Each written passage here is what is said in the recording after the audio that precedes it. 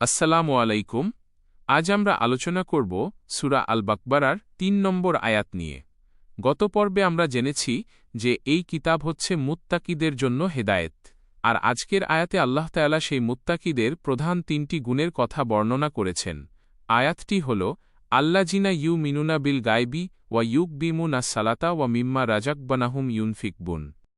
এই আয়াতে মুত্তাকিদের প্রথম যে গুণের কথা বলা হয়েছে তা হল অদৃশ্যের ওপর বিশ্বাস বা ঈমান বিল গায়ব।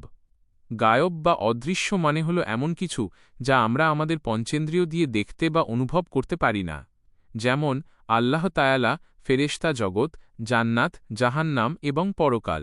একজন মুমিন কেবল তখনই প্রকৃত মুমিন হতে পারে যখন সে তার সীমিত বুদ্ধির ঊর্ধ্বে গিয়ে মহান আল্লাহর দেওয়া প্রতিটি তথ্যের ওপর অটল বিশ্বাস স্থাপন করে। এটিই হল ইসলামের মূল ভিত্তি, যা দেখা যায় না তাকে স্রষ্টার বাণীর ওপর ভিত্তি করে বিশ্বাস করা। মুত্তাকিদের দ্বিতীয় গুণ হল নামাজ কায়েম করা।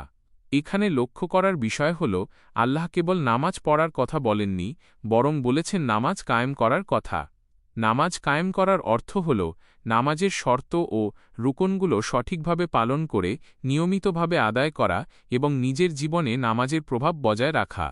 নামাজ হল একজন বান্দার সাথে তার স্রষ্টার সরাসরি যোগাযোগের মাধ্যম, যা মানুষের মনকে পবিত্র করে এবং অশ্লীল ও মন্দ কাজ থেকে দূরে রাখে।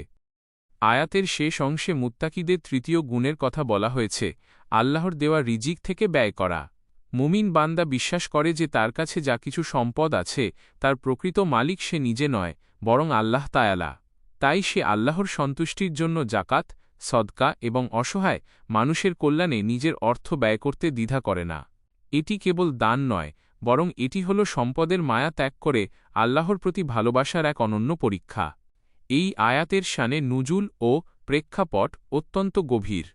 যখন মক্কার মুশরিকরা অদৃশ্য জগৎ নিয়ে ঠাট্টা করত এবং আরবের বিত্তশালীরা সম্পদ কুক্ষিগত করে রাখত, তখন আল্লাহ তাআলা এই আয়াত নাজিল করে প্রকৃত সফল মানুষের পরিচয় তুলে ধরেন।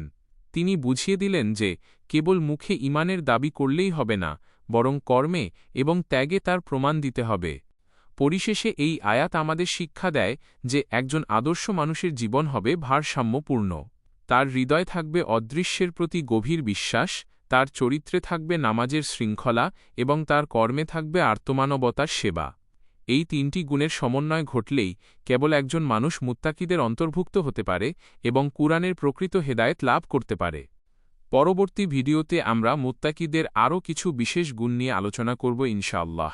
সত্যের পথে এই যাত্রায় আমাদের সাথেই থাকুন। আল্লাহ হাফেজ।